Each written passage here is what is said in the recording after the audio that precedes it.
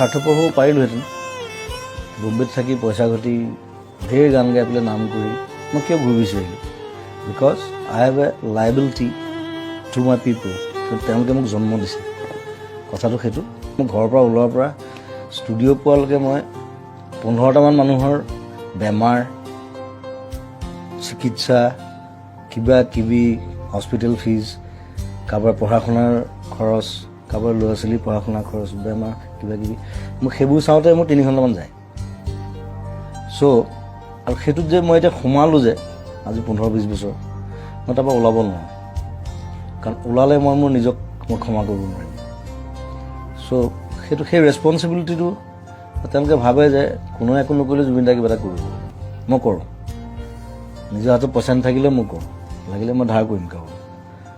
চ' সেইটোত মই আনন্দ পাওঁ তেওঁলোকে আনন্দ পায় তেওঁলোকৰ মুখত যেতিয়া হাঁহি দেখোঁ